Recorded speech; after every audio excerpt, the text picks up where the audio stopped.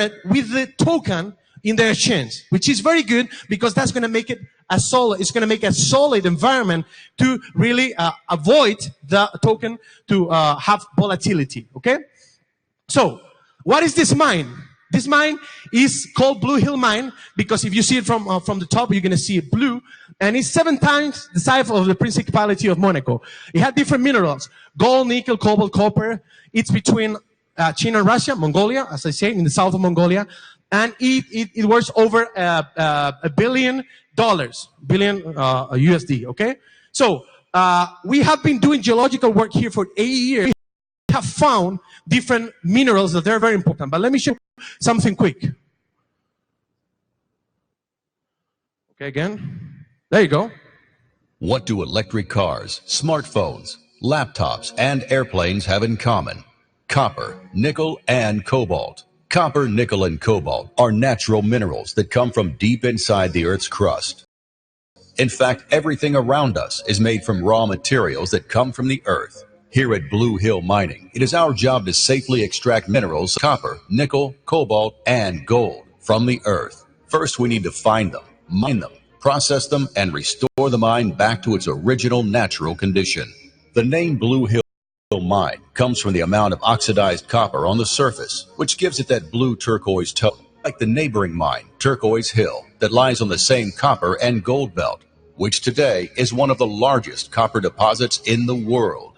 To discover all the minerals at Blue Hill Mine is challenging due to the vast surface area, which is 70 times the size of the Principality of Monaco. And a further challenge is to find these minerals in the Earth's crust. Over 8 years of geological planning have gone into the Blue Hill Mine, with results indicating large volumes of copper, nickel, cobalt, and gold. The ore bodies that were created over 1 billion years ago from the magma that came up through the Earth's crust form the current copper, nickel, cobalt, and gold ore deposits at Blue Hill Mine. Only less than 10% of the surface area is already explored, which means that the full length of these ore bodies is unknown. An additional drilling program is in place to discover the entirety of these ore bodies and the full potential of the mine. More copper, gold, as well as yttrium and ytterbium, and a 13.5 kilometers long tungsten ore body has been identified on the remaining 90% of the surface area. Blue Hill Mine will continue to explore geological works, including more drillings and at a greater depth to discover additional mineral ore bodies in this rich mineral belt. This will dramatically increase the total amount of minerals and, most importantly, to bring these estimated mineral deposits to proven international standardization for the reporting of mineral resources and ore reserves using the world's best advisors in the mining industry. By bringing these estimated geological results already performed to international standards can bring the value of Blue Hill Mine to 334 times its current value. In order to achieve this, 30% of Blue Hill Mine ownership will be sold in the form of a security token offering, STO, which are digital assets-backed tokens, like programmable ownership, such as Bitcoin is programmable money. The reason for STO is to service as a vehicle for seed money to bring money to international standards in order to place Blue Hill Mine into the Toronto stock market. Thanks to the transparent blockchain technology, token holders can participate together in our journey, placing the profits in the hands of token holders rather than the clients. For more information, please visit Blue Hill Foundation. Well, because I don't have so much time, let me just finalize this presentation explaining that we have a pre-STO open. What is a pre-STO? We definitely know, because we have do the drillings already, that we have all those minerals. So this, and it was evaluated by very important companies of the sector. So we are launching this pre-STO where you're going to be able to get the token for 6 cents, okay? 6 cents US dollars. And we're doing it because we want to do the new drillings and we want to pass the regulatory process. So right now we are launching this for you to invest until the 31st of August. Why? Because after that, we're going to go to the ESTO. Sorry, the ESTO by itself. What is the ESTO? It's the period of time where we are fully regulated. We're going to be a token regulated by the financial institutions. That means that the institutional investors are going to be able to buy this token. This token is not is not going to be able for people later. It's available for people now until the 31st of August. So we're going to do this STO, and we have a plan, okay, to launch it we have different commercial arms that they're going to sell it for us in the financial institutions, okay? The price at that season will be 14 cents. Then by the first quarter, by the quarter two of 2020, we're going to list this token in the exchange, okay? But the price to list is going to be 45 cents, which is the real price. Actually, if you divide the value of the property, the value of the mine, in between the tokens, the total token supply, you're going to see that the price is 45 cents. You're buying something at 6 cents that it really costs 45 cents. And we have a plan to take it to $30. I don't have the time to explain all of this, but we have a stand here, and we're going to be here. We have friend labs. We have all the information in our website, and you can contact us, and you can see a little more about this new generation of STOs. In this case, an STO with a real asset, a powerful and one-of-a-kind asset, and the possibility of participating, because people didn't have the chance to participate in mining before, but now we open that opportunity. Blue Hill Foundation is that opportunity. So thank you very much for receiving me, and it was an honor to share this with you guys. Thank you, Israel, for your presentation and insight into what you do and how we can benefit. Ladies and gentlemen, we are going into a very interesting session. As we begin to wind down today's interesting conference, we don't have enough time to go in depth in a number of things, but I thank you again for your patience and your perseverance as we get through. The next session is interesting. We call it rapid fire because we have 10-minute presentations and we have about 5 presentations. And all this is trying to bring to light the different discussions we had in the breakaway sessions. And also, as we begin to reach the climax of our event, to begin to position ourselves about the next steps. So please invite with me our next speaker, who is going to be talking about opportunities within the 4th Industrial Revolution in solving agricultural challenges. Welcome with me, Dr. Dick Nwamanya. Doctor, you're welcome. Dr. Dick Nwamanya. Dr. Nwamanya is the president of the Uganda National Farmers Federation.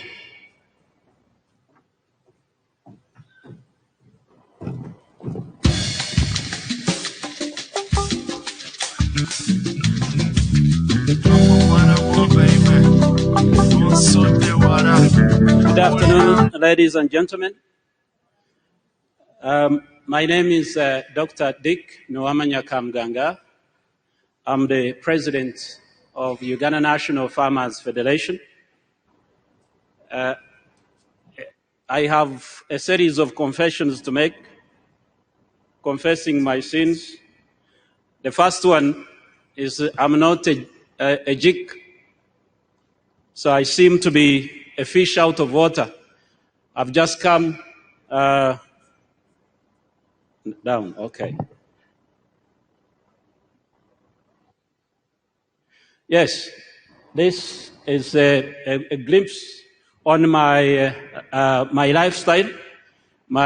So finding myself here, I seem to be like a fish out of water, gasping for my breath in the last two days I've been here, hearing blockchain and everything else.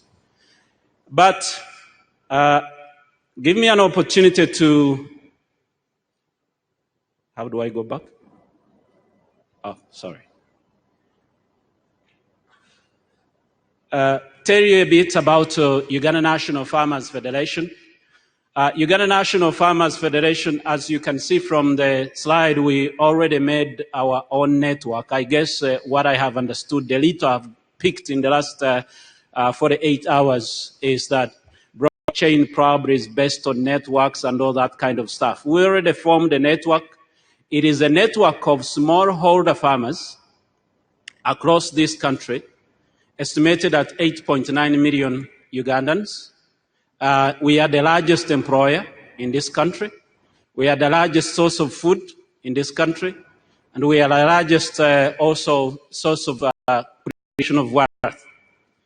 That is in Uganda.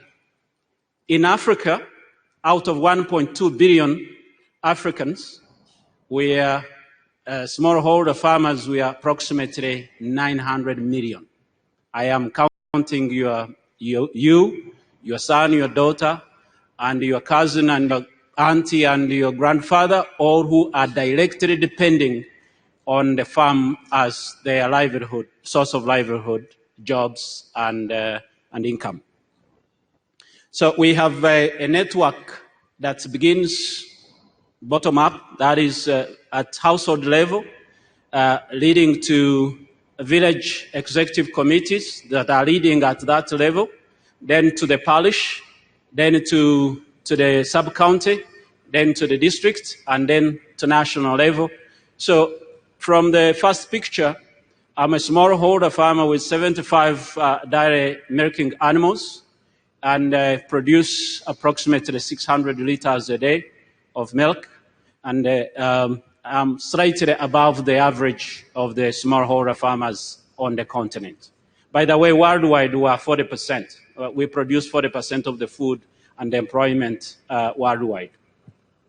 Now, what I'm giving is what opportunities. I will begin with analysis on, based on the problem. Since I was born on the farm, as farmers, smallholder farmers, we have faced, I would say, at least 8-9 major risks. The first one, because of our large numbers and our small enterprises, we are scattered across all planes of enterprises, difficult to organize, and therefore we face what I would call organizational capacity risk. Ability to condense ourselves into profitable enterprises that would be able to enter into the formal economy, that is money and formal employment and the like. That's one major problem number one. And because of that organizational capacity risk, we're exploited by the middlemen. How does this relate to the question of the day? My key question here is, I'm not bringing answers, actually pointing to the opportunities. I'm asking the jigs and the gurus, how can blockchain and FOIR help us overcome organizational capacity risk? The second is basically everywhere. If you are an entrepreneur, I've listened to thousands of entrepreneurs since I arrived here yesterday. Without money and the cost of money, probably it would be difficult to have many entrepreneurs on the globe. So we face the issue of financial exclusion. Bankers here will tell you agriculture is risky, we can't go there. You and your families, you will tell your children, don't go into, there is no future in agriculture. So because of the limited or exclusion in financial markets, we face the problem, risk of financial, we face financial risk. The third is related for smallholder farmers in Africa, mainly, is about climatic patterns. And we have seen several changes over the last 3, 4, 5 years. Currently, we're going to face potential famine because of drought. And this is a very critical risk. But the key question here is, can blockchain technology, fourth-industrial revolution, provide an opportunity to overcome this kind of risk? I have a problem with my site. I didn't know. The fourth is the know-how. The know-how, the ability to adapt. Even the research institutions produce the research, the technologies that would be converting our labor into more productive labor and more profitable enterprises, but access to this know-how is very limited to us. The fifth major one is market and prices, market predictability and price predictability. I will leave the rest for the sake of the time because I would like you can read about them. But those organizational capacity, risk, know-how, finance, and climate patterns. I have isolated those five as where blockchain technology and fourth industrial revolution can provide a little bit of help for us. When I listened to the speakers here, there was a little bit of hope for me. Can fourth industrial revolution help us mobilize, organize, coordinate, and empower? If yes, who do I partner with to help to start with the Ugandan farmers here? The second, can it help democratize farm finance access and affordability? I heard very many people talking about the accessibility, the universalization of access to finance, community financing, all these kinds. How do I make sure that my 8.9 million constituents get to learn of these opportunities? I am not speaking as an expert. I'm a fish out of water. So I hope I will be helped. Can it help democratize know-how and examples I've heard of e-extension, a partnership, an ecosystem of researchers, the farmer, and the universities, in which, and the technology companies and satellite companies that can help real-time information delivered to the farmer, as long as there is an interface between a computer and a mobile phone. I'm told this is possible. Whom do I partner with to tap this opportunity? Help increase transparency in agro inputs and systems development. If you are Ugandan, you know the biggest problem in this country is actually fake agro inputs. How can blockchain, transparency induced by blockchain and fourth industrial revolution, help my 8.9 million Ugandans overcome the issue of fake agro inputs? How do we partner? Who do I partner with to make sure that is solved? The sixth, help increase in agricultural value chain pricing systems and incentive structure for the farmers. I'm told through the agro industry, blockchain technology, it is possible to have transparent transactions, traceable up to the bottom 8.9 million Ugandans. Therefore, that could be an opportunity for us. Help increase transparency in domestic and international policy. Now, I will not run away from this platform without talking about what I fear, like the moderator yesterday introduced that a lady was quaking in the bank asking what is blockchain, what is going to happen. Your computers, your mobile phones are coming. We hold them, but we don't know how to use them. We don't know what you do with our data. The question of data ownership, the question of data advantage, economic advantages. Who do I engage to make sure that the smallholder farmers, the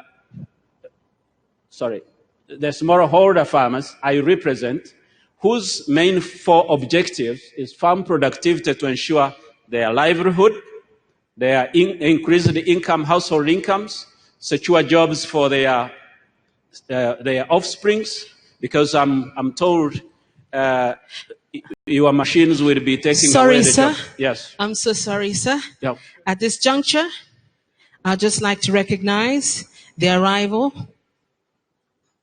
of the Honorable Minister of the State for Artificial Intelligence of the United Arab Emirates, Honorable Omar Sultan Al Olma, the Minister of State for Artificial Intelligence in the UAE. And of course, he's flanked by our Minister of Finance, Honorable David Bahati. As the delegates get in place, I'm going to kindly ask all of you to rise for the anthems as protocol dictates. Can we rise, please?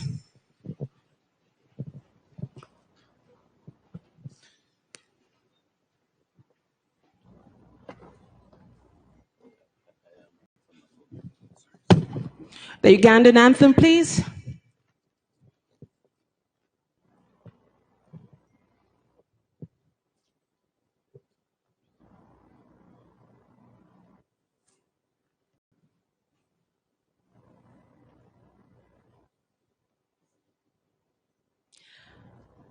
O Uganda, God uphold thee. We lay our future in thy hands. United, free, for we'll always stand.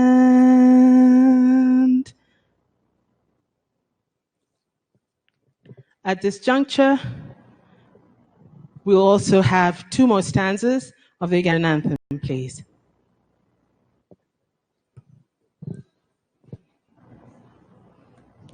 Heeds us, our eyes and praise will be. For all we see, our future feet, and always country we see. Oh, Uganda, Uganda feeds us, our towns and fields of soils grow. And so and we shall it be together, Africa smile. Thank you very, very much. At this juncture, I'll call upon the anthem for the UAE, Dubai, please.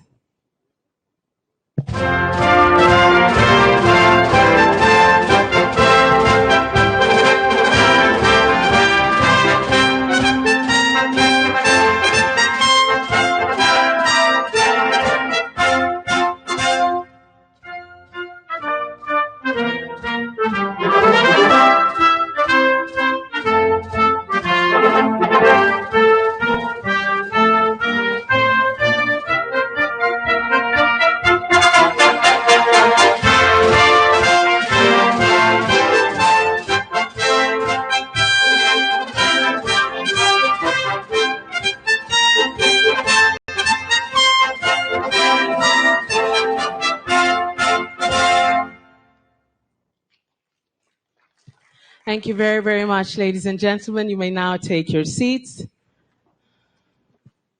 Our Honorable Minister of Finance, Honorable David Bahati, Honorable Minister from the State of State for Artificial Intelligence from the United Arab Emirates, Honorable Omar Sultan Al Olama, you're most welcome to Uganda.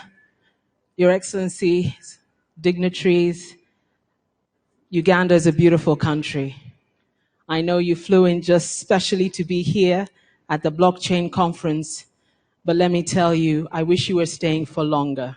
If you think Dubai is beautiful, you haven't seen Uganda. Yeah, you haven't seen Uganda. Not only are we beautiful people, and not only do we have a beautiful terrain, and not only do we have beautiful food, we also have a beautiful anthem. And it seems I was the only one who knew the anthem today. So when we play it again, we need to sing it with all gusto. So, honorable ministers and dignified guests and delegates, you found us in session here at the Africa Blockchain Conference. Dr. Dick Nuamanya, president of Uganda National Farmers Federation, was talking about the opportunities within the fourth industrial revolution in solving agricultural challenges. Uganda is a democratic country. Our president's very democratic. I must not cut off the good doctor. So at this juncture, I'd like Dr. Dick Nuamanya to come back and just finish a few of his presentation concerning the opportunities within the fourth industrial revolution in solving agricultural challenges. Thank you very much.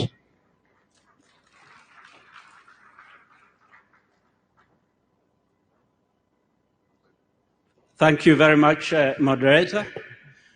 In Nkore, we say he laughs better who laughs last. I'm honored to speak in presence of Your Highness, Honorable Minister of State.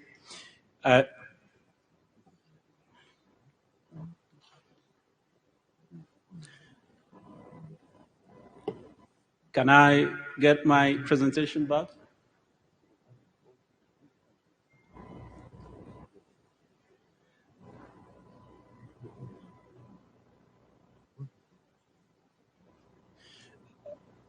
Your Excellency, my name is Dr. Dick Nuamanya Kamganga.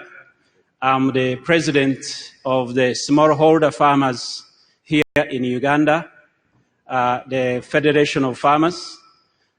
This is a group of farmers that are in the range of between 1 acre to 15 acres enterprise. We are both in crop and animal industry. By official statistics, we are around 8.9 million Ugandans.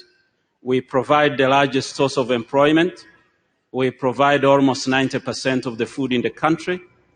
We are the largest creator of wealth by a single sector. That is approximately 29%, depending on who collected the statistics. Like Churchill said, the statistics you believe are those you have falsified yourself. So between 22 and 29% of the GDP comes from us, including the non-monetized GDP. I mentioned to the people here by confessing that I'm not a geek. Blockchain is new to me. I just came from the farm as you flew from the Emirates, and I look after 75 dairy animals. That's what constitutes my daily routine. Speaking on behalf of the farmers that I represent, the 8.9 million Ugandans, we have several specific problems that we face, which I called it the context of risk, agricultural risk, to look at the opportunities. One is that we are many in non-profitable enterprises that cannot enter into the global or regional or national agricultural value chain. Because of this, we do hope that blockchain technology and fourth industrial revolution provides an opportunity to mobilize, organize, and coordinate us into community enterprises that would be able to benefit in the wave of industrial revolution that is taking place. The second risk that I mentioned is the risk of financial exclusion. The technology based on transparent transactions, inclusive transactions, and networks, we are already a network, is an opportunity to bring democratization of access to finance. We do believe, and as a result, we are seeking partnerships as an organization to solve this kind of problem. The third is the climate patterns. We are vulnerable, especially most of the, at least in the Emirates, you are a little bit advanced on irrigation compared to us here, but we are vulnerable to climate changes, frequent droughts, and also sometimes floods at the mercy of nature. But blockchain technology and fourth industrial revolution provides an opportunity through real-time data using the tools of blockchain technology, provision of weather indexed insurance, democratization of insurance in itself, provision of real-time early warning systems. This is an opportunity in fourth industrial revolution for the smallholder farmers that I represent. The fifth one, I mentioned about know-how, access to knowledge, utilization of this knowledge to improve our farm productivity. The network of computers and telephones and the network of researchers and network of entrepreneurs is an opportunity for us to organize ourselves to make use and take advantage of the ubiquitous knowledge that is now. You no longer need to go to Harvard to actually get Harvard education. You can get it in the fingertips of your computer, even at your farm. Surprisingly, I also have a smartphone, even if it is relatively less smart than most of yours. The other main point that I mentioned is we, the smallholder farmers, we are in panic. As their representative, when I was listening in the last 36 hours, I have heard of the advantages of big data, that data is the new gold, and the new gold, most of the time gold is extracted from us and it never comes back. So we are asking the GICs, how do we tap into the advantages of the new gold, since we do spend most of our energy that produces the 40% of the world food eats. Fellow participants, Your Highness, for us, the smallholder farmers, like as usual, our arms are open, our minds are open, but we are calling at least the fourth industrial revolution should guarantee 4 main concerns. Your Highness, that is, sorry. Time? Okay. Yes, that is my farm where I spend most of my time, and most of my fellow farmers are of similar type. So we are looking forward to a fourth industrial revolution that guarantees us 4 specific things. 1, secure household income and improved. Secure jobs, that all in the farm jobs not be taken by your robots. And secure food and nutrition, household security. Thank you very much. Thank you very much to Dr. Dick Nuwamanya. At this juncture, I'd like to call upon Mr. Solomon King, the founder of Fundibots Uganda, and he will be talking about robotics in Africa. Can you have a hearty round of applause here at the Africa Blockchain Conference? Solomon King. Solomon is the founder of Fundibots Africa, a non-profit using robotics for better STEM education. He's passionate about design, business, and technology. He's a 2014 Echoing Green Fellow and a 2014 Ashoka Fellow.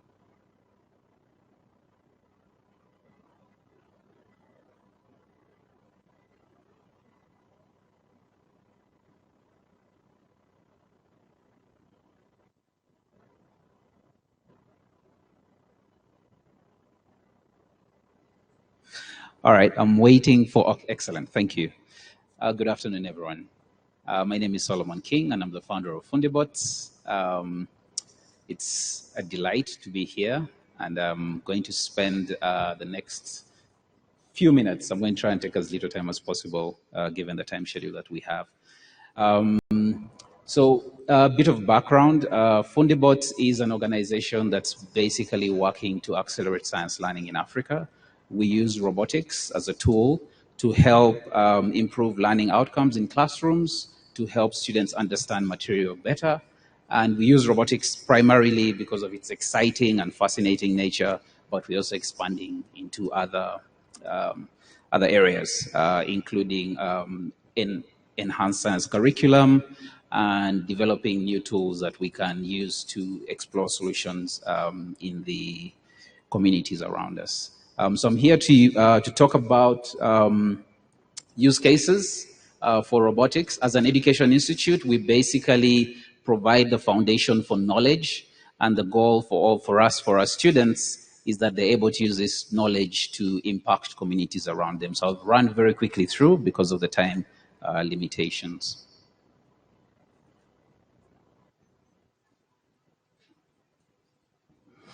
All right. Fundibot's mission is to accelerate science learning in Africa. The only thing that this means for us is that, and that's why the word accelerate exists in our mission, is that we understand and appreciate the fact that our education systems are not doing what they're supposed to do. They're very theoretically driven. And so our goal and our mission basically is to try and catch up as fast as possible, and where we can overtake other economies. And so for us, all this means is that we are basically preparing Africa's youth for the future of work. And so we'll take a little bit of time and explore some historic contexts in terms of where Africa has been and in terms of where the industrial revolutions have taken us from. So technology is on a relentless march. Every single day as humanity, we've always been at the cusp of at the threshold of the future. What this means is that there is always technology that's going to disrupt the world that we live in. There's always technology that's going to change the way we see things and the way we interact with the world around us. And so we need to be aware of this on a consistent and on a daily basis. And in order to understand the context for this, we will take a very quick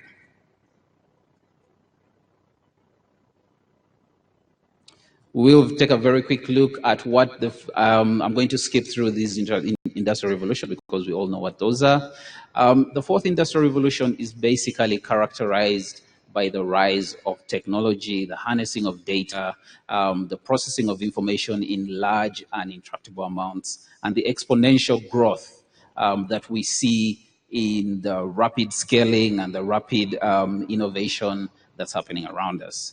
And it's mostly prevalent. You look at things like application development, social media, artificial intelligence, machine learning, and robotics.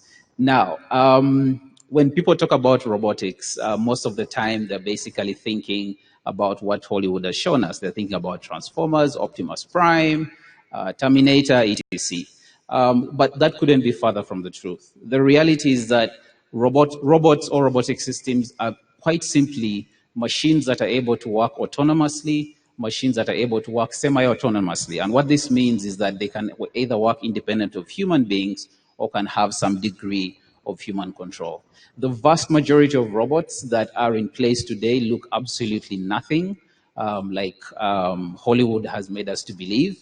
But that is not to discredit the work that's being done with humanoid robots like Sophia. So with that background, let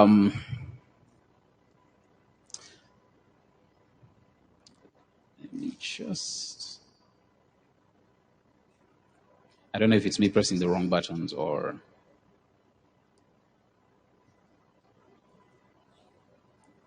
am I doing something wrong?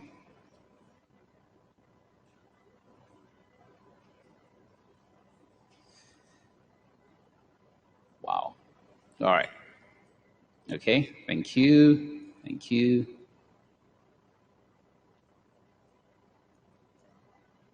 All right, so we're going to look at 6 major areas in which robotics has very specific use cases. I'll give a very broad definition of places where robots are being used or robotic systems are being used.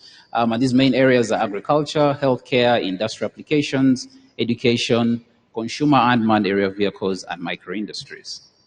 Agriculture, especially for smallholder farmers, has a lot of potential for micro robotics. Traditionally, when you look at how when you look at mechanization, you've always required very large investments, very large amounts of land, very large and very complex machines. But robotics offers an opportunity to micro-size devices and micro-size machines. So you have organizations that are actually creating micro-robots to help us do things like weeding, monitoring, etc. And these have given more agency and more capability to smallholder farmers who are able to leverage this. A great example is using drones for monitoring farms. There's an organization called Farmerline that's using drones in West Africa to monitor farms and provide data and analysis services so that they can provide better services to smallholder farmers based on data. In Rwanda, this is a very good example, which I'm sure a lot of you are familiar with, and this is blood delivery. The organization is called Zipline, and they're delivering blood to remote areas in Rwanda and expanding across Africa. In South Africa, there are hospitals that have installed robotic surgeons, and these are basically machines that have a surgeon on one end, and so the robot assists the surgeon in the surgery. They provide minimally invasive surgeries. They allow the surgeon to be more precise, and they allow for more fine-tuned movements that reduce any complications. The most common example of robotics, which is also one that many people forget about, is industrial assembly. Anything that is automated, anything that is basically manufactured on a mass scale, so you're talking about cars, televisions, cameras, etc.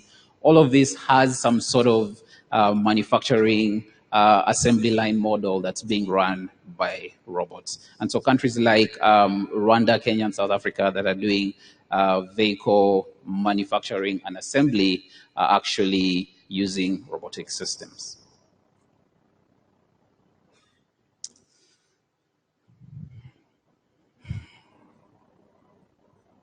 Also, the water that you're drinking in front of you most likely has been packed by some sort of machine that's assisted by humans. And this basically means that even within the little things that we interact with, there are very strong robotic components within it.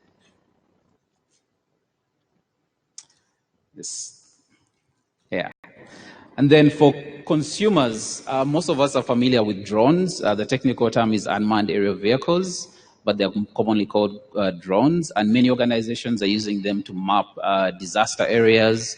This is a very fascinating example that shows inequality in South Africa, and it's done by this artist. And pictures like this are only capable because drones offer very high-level views, and drones are robotic systems that we use on a daily basis. And then robotics allow us to take photos of dangerous places. They allow us to take photos of places that would have been traditionally inaccessible. And they liberate the photographers and videographers to be more creative in their work.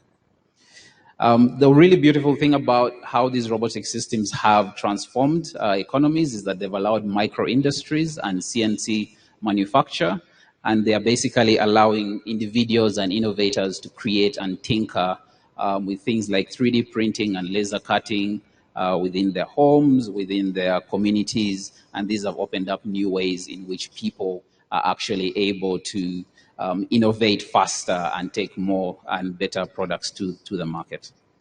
And then for us, this is our big thing. Education is really, really important for us, and so robotics plays a very big role. When we had just started, there were a handful of organizations that were doing robotics in education. Now there are literally hundreds, if not thousands, of organizations across the African continent that are basically using robotics as very powerful tools to transform education. This has been really successful for us because we've built a network of about 8,000 schools across 8,000 students across 120 schools. But before I leave, I want to mention that we need to keep in mind the human element. So even as we create blockchain systems and immutable ledgers for land and finance and medicine, we need to remember that the humans at the center of all of this, and that we need to understand that we need to innovate and create, remembering that they're the people that we have actually built these materials for. And we know that there will be better work. There are all these questions about how much work robots are going to take away from us, but there's going to be better work. But we need to remember this. And then finally, technology is ideological. What this basically means is that every single robotic system, whether it's every single AI system, machine learning system, robotic system, etc., is dependent on its creators. So AI is only as good as the data that you feed it. That's why you hear stories about hiring robots, software robots that are discriminatory, and you'll also hear about machines like self-driving cars that do not recognize black people like me, and so I'm very hilariously at risk of being run over by a smart car. So we must remember that there are people at the center of all of this. We need to keep that in mind even as we innovate and discuss all the concepts in this room. And with that, I'd like to say thank you and have a wonderful day. Thank you very, very much to Mr. Solomon King, founder of FundiBots Uganda. Can you have a hearty round of applause? Honorable Minister of State of Finance, Planning and Economic Development, Honorable David Bahati, and of course our guest, Honorable Omar Sultan Al Olama, Minister of State for Artificial Intelligence, UAE. You came at the right time. The next panel is exhilarating, and that's why we saved it just for you. At this juncture, I'd like to call upon the moderator for this session. He's called Mr. Reginald Tumusime. He is the Director, Blockchain Asset Group, Uganda. As he comes up, give him a hearty round of applause, please. On this panel shall also be Amy Robinson, the Director of Software Product, Phoenix International, Uganda. Solomon King, the founder of FundiBots Uganda. He was just giving us a keynote a minute ago. Godliver Owamgisha, he's a senior PhD candidate at Macquarie University at Al Lab. And John Chagulanyi, founder and CEO of Dagala Limited, Uganda/UK. Can they have a hearty round of applause? And I know their introductions shall now be done officially.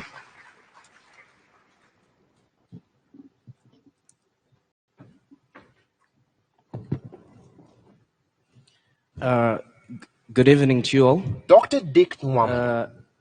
Dr. Nwama. This evening felt more like this is indeed the Pearl of Africa. Do you all agree? When I saw His Royal Highness walk into this room, I could see him breathe some fresh air that he is probably so excited about. So feel free to move around this country, like the rest have said. Your Excellencies, all protocols observed. This is a very exciting panel, as you'll see. They have very interesting solutions in the following fields: energy, healthcare, education, and as you'll agree with me, it's all that is going to be presented here is deeply local solutions for our problems. So I'll start with John Chagulanyi, who is the founder of Dagala Limited. So John, quickly tell us about Dagala Limited, what you're trying to solve for, and why did you make the switch from finance and accounting to healthcare? And how has it been quitting your job a few years ago and focusing on a gray area? And I know you're a family man, so just tell us about how it's been. Thank you, Reggie. Honorable Omar Sultan Al-Olama, UAE dignitaries, Honorable Minister of State ICT, visitors to Uganda, colleagues and fellow Ugandans. My name is John Chagulanyi. I'll actually tell a brief story about my son. And it was the most uncommon name you can ever find in this country. But of recent, it has become very politically charged for some reason. I don't understand why. So, if you find me around the lobby identifying myself as John K., you would know why. Believe me, I've been called worse. I mean, I've been called John Kuala Lumpur at some point. I'm the CEO of Dagala Limited. We are a local company that provides e-health solutions to bridge the gap in restricting healthcare access to Africa, but particularly to our fellow Ugandans. Like Reggie said, my background is in finance, and I've worked in Europe and Middle East and Africa for the last 16 years.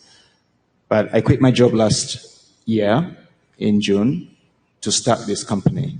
It was very personal. I visited my village here, and I found out that in the deep villages, despite all the government efforts in healthcare to treat a lot of people, we had an issue of access. Okay, so we had a healthcare visitor who would come to that village only once on a Wednesday in a week. And I thought that was unacceptable. In this day and age, I know we have budgetary constraints, but there has to be a solution to bridge that gap. So I formed a business, a company, and I'd like to let you know that we have built the first AI healthcare access platform in Uganda that will deliver that healthcare to the level of international standards, but at a much cheaper cost. What do I mean by that? In order to deliver a universal minimum healthcare package in Uganda, we need about $48 per capita. And WHO recommends you have to start somewhere between $34 per capita. But our solution can deliver that with an extra dollar per capita to every Ugandan in need of it.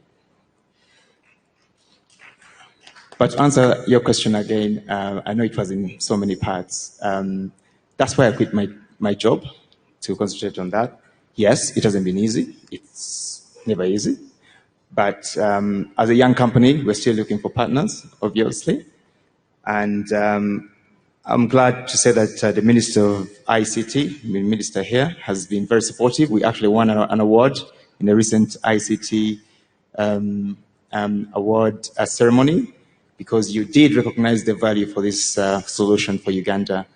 And we are going to use that platform and this to make sure that our people we can use emerging technologies to give healthcare access to our people. It's no longer an issue of training more physicians, getting more donor funding. I think we can use some of these technologies to deliver that for our people.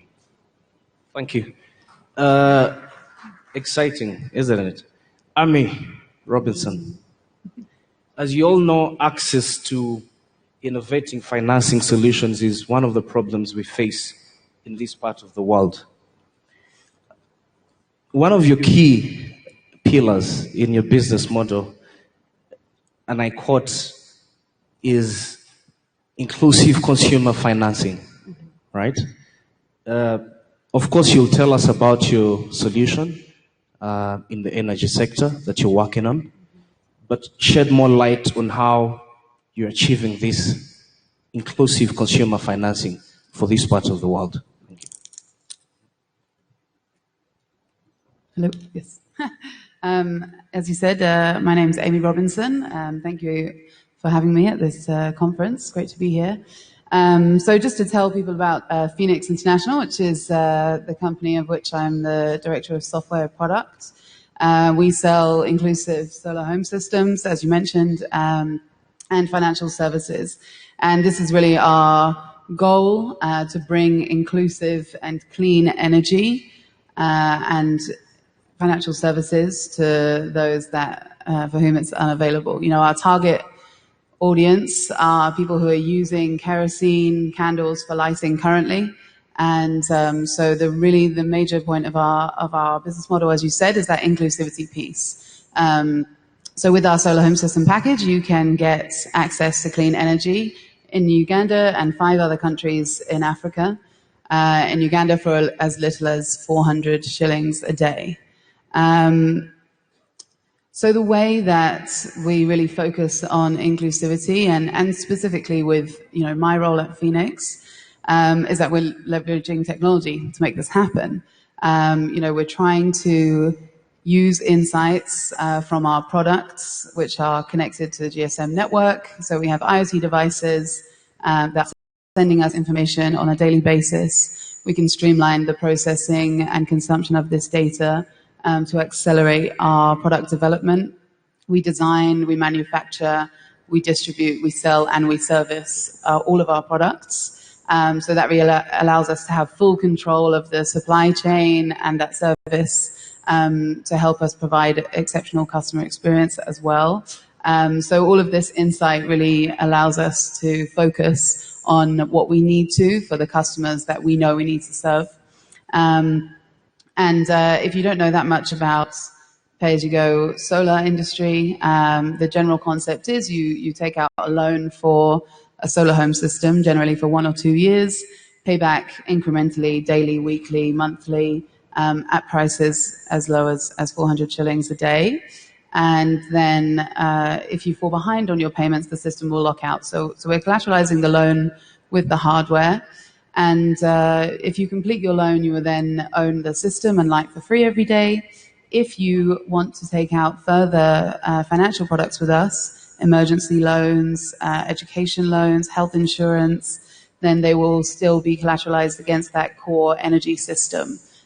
So that really allows us to have the leverage to make the interest rates incredibly low and focus on solving people's problems, which is access to energy and inclusive financial services. Okay, fantastic. So before I move to the next, how many households have you been able to give access to a clean, affordable energy? Great question. So across our 6 markets, we have over 450,000 customers, and 5 of those markets didn't exist for us a year and a half ago. So we're hoping to see a lot of growth. Uganda is our largest market. We've been here for over 6 years. And we're also in Nigeria, Benin, Cote d'Ivoire, Zambia, and Mozambique. Fantastic. Godliver. She's a PhD student. She's done a lot of work in Makerere University at Fisher Intelligence Lab. I've been following you for quite some time. Tell us more about your work around agriculture and how you're using AI and machine learning to solve for some of our pressing problems in that sector. Yes, thank you so much. My name is Godliver Omgisha, a PhD student at Makerere University and also a lecturer at Busitema University. So my background into artificial intelligence really started as after my undergraduate. With my first degree, I had no idea about artificial intelligence. So as we move on to the master's level, we are looking at these problems. My supervisor just sent me out, is like, go find problems. You have problems in agriculture, in health, and I had no idea. What is he talking about? All I know is programming, and I don't know how to extend this knowledge into real world problems. So I moved and did some research. It took me like over at least half a year trying to understand where can I put this application to? What does it mean? So until after some good research, I went into diagnosis of plant diseases. So go behind the scenes, of course, understanding what are these problems. Like our first presenter talked about from agriculture, he's saying what can we do with the computing or mobile phone into maybe climate and stuff. So we had to visit the farmers through also collaborate with national agriculture institutes like NARO. They told us what exactly they want to see, how they want to see the computer, what they want to see the computer do for them. And then, so we are trying now to diagnose diseases at a very early stage. What does that mean? We use a mobile phone, we take an image of a plant, and then we let farmers take the image, we train them, they upload the images on the server, we give them the verdict. But still, if you can be able to see the image, for example, the leaf, that it is sick, by that time, this plant is very too late. It's too late to do something. Farmers need technology that they can help them diagnose as early as possible before they waste their time planting. So we are bringing like a new technology like spectrometry, people who did some physics. So someone was trying to say we need some people from the mathematical background and also trying to apply the techniques back onto the computer. So using spectrometry, trying to diagnose diseases as early as possible before we can see symptoms with our naked eyes.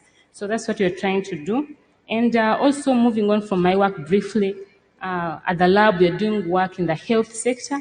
Of course, trying to substitute what, for example, the lab technicians do. They overstrain their eyes, like trying to look through the microscope. But can't you bring back that technology back onto the mobile phone, use the eyepiece, and just use machine learning techniques and do the automatic diagnosis? How does that help? One, it reduces the computers. Of course, computers don't lie. They don't get the fatigue.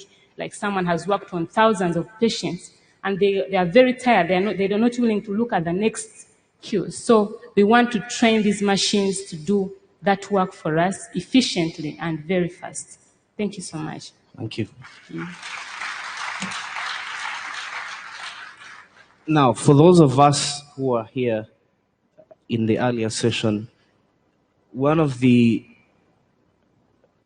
people in the crowd asked a very interesting question about the panel that was being discussed on education, the future of education, the future of the workplace with this fourth industrial revolution. So the interesting question was, how are parents being prepared for this, right? So parenting in the fourth industrial revolution.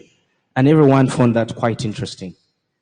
And we have all the answers here because Solomon King, one of the products that he's designed under Fundi Bots is focused on parents.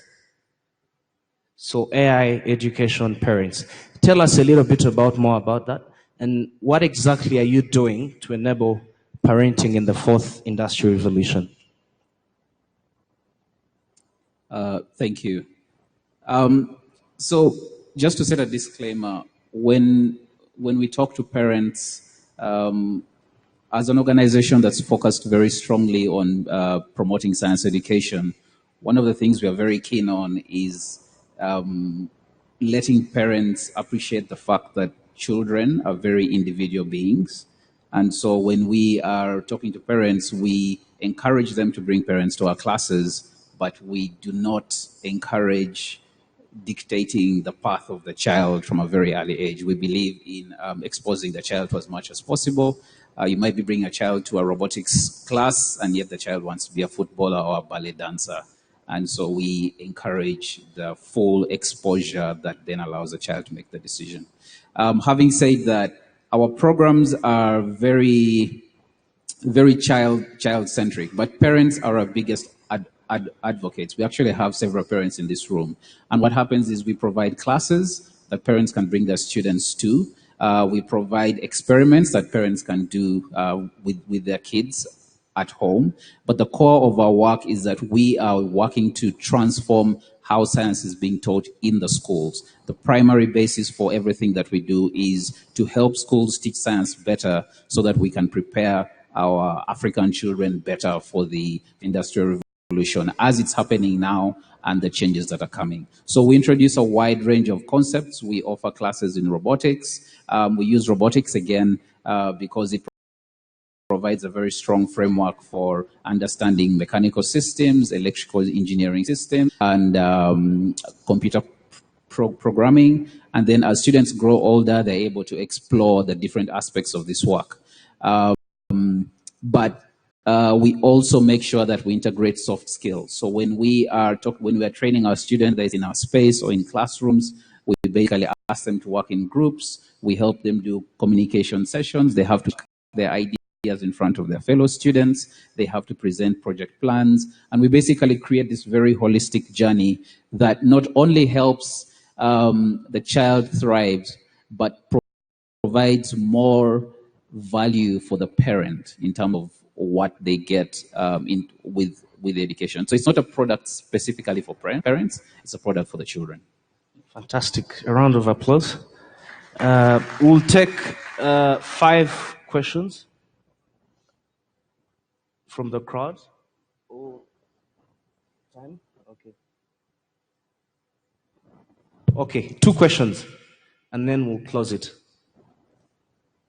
Any 2 burning questions for the speakers?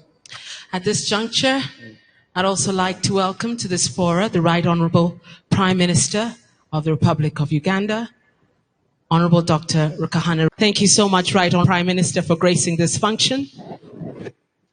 You found us in the middle of a very interesting panel discussion. Delegates and guests, you can get seated. And moderator, you can continue. Okay. 2.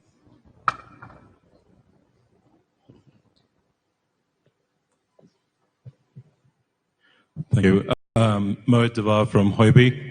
Actually, I just want to get the panel's views on education, in the sense that it was great hearing we're teaching our kids today of intelligence. Should we be focusing more on EQ skills rather than IQ? And just curious about your views as you're in the field. Solomon, you want to give that a try?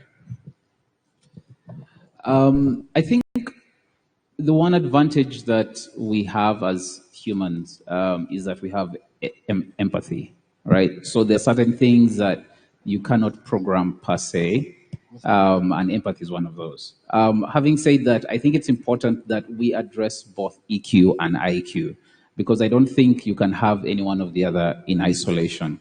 You need and this is why we do a lot of soft skills training in our work, that while you're building the technical skills, you're creating the ability to learn and the ability to adapt. So the challenge we are facing now with the threat of jobs with the 4IR is that our education system has taught us to work a certain way. The current education system of a teacher standing in front of a classroom is kind of designed to reflect the work environment, for example, in a factory floor, etc. But if we create more collaborative learning opportunities, if we create opportunities that allow children or students to innovate, that allow students to explore the possibilities as opposed to walk down a fixed path, I think we'll have a better chance of transforming education as it is. I think that the education system is very ripe for disruption, but it also needs to be very carefully and very deliberately done. Okay. Thank you. As exciting as this seems, unfortunately, we have to end here. The beauty is that we have a networking cocktail later, so you'll have an opportunity to interact with any of these. Focus key sectors have been health, agriculture, education, and clean energy. Thank you, and enjoy the rest of your day.